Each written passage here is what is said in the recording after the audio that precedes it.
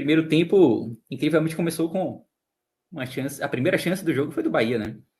Eu não tinha nem chegado em casa ainda, me atrasei um pouco hoje para chegar em casa. E percebi que o Bahia havia perdido um gol importante pelos gritos da rua, porque eu estava entrando no carro, estava aqui perto de casa, estava entrando no carro, não tinha nem ligado o rádio ainda. E pelos gritos da rua eu falei, pô, isso aí, o Bahia perdeu o gol. E foi um lance em que Jacaré finalizou ali próximo à entrada da área. Finalizou muito bonito, inclusive.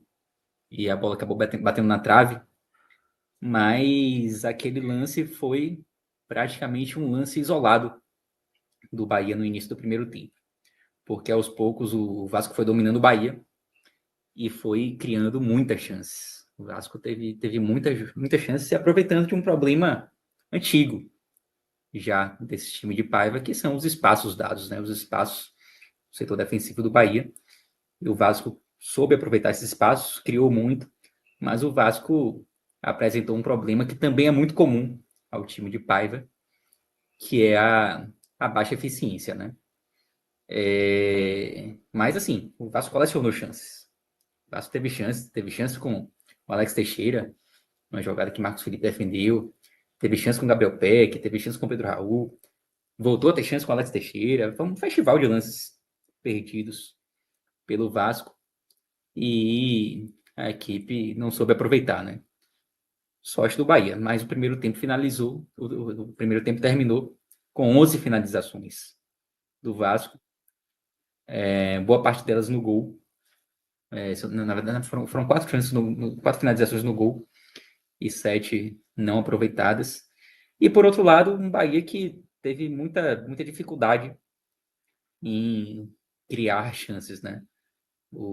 Enquanto o Vasco finalizou 11 vezes, o Bahia finalizou 4, sendo 2 delas sem perigo algum e 2 que foram no gol, uma de Jacaré e a outra, o gol que o Bahia acabou encontrando no finalzinho.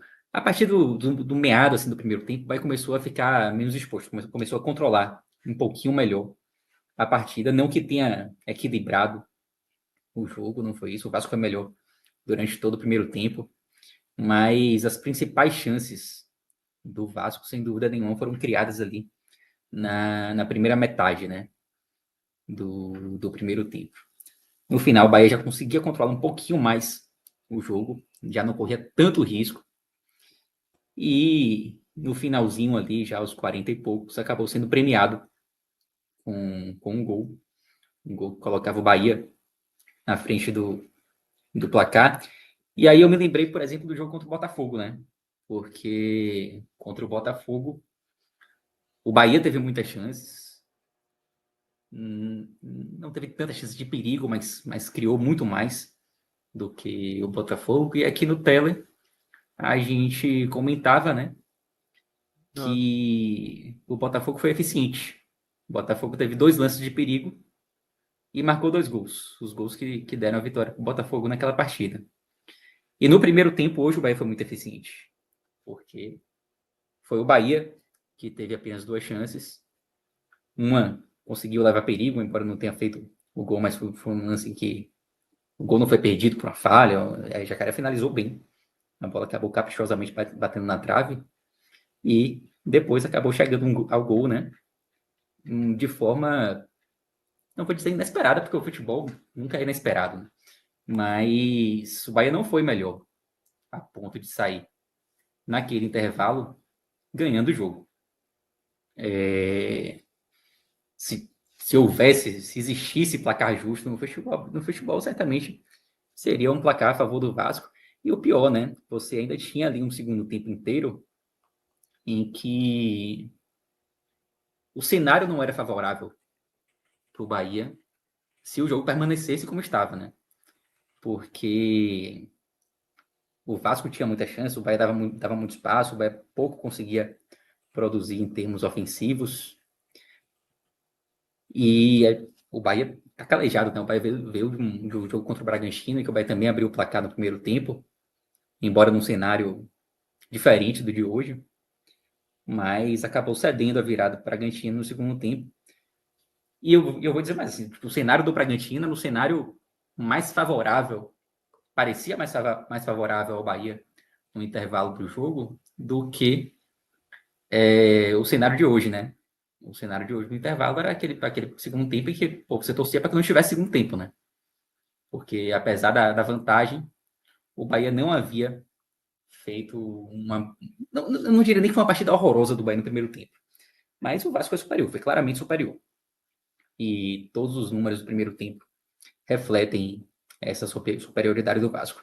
Então, apesar do placar, existia aquele temor de empate ou até mesmo uma virada do Vasco no segundo tempo. Isso, claro, partindo do pressuposto ali que o cenário permaneceria o mesmo. E aí não foi isso que aconteceu. Porque no segundo tempo o Bahia conseguiu controlar muito mais a partida. O Vasco não teve as mesmas chances que teve no primeiro tempo.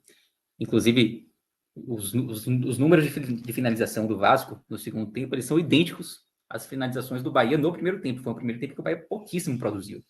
O Vasco teve 2 finalizações certas e 2 finalizações erradas no segundo tempo. Então o Bahia conseguiu controlar muito mais e mais do que isso. Conseguiu criar muitas chances, especialmente em contra-ataques. E aí, faltou algo que sobrou no primeiro tempo, né? Faltou efetividade.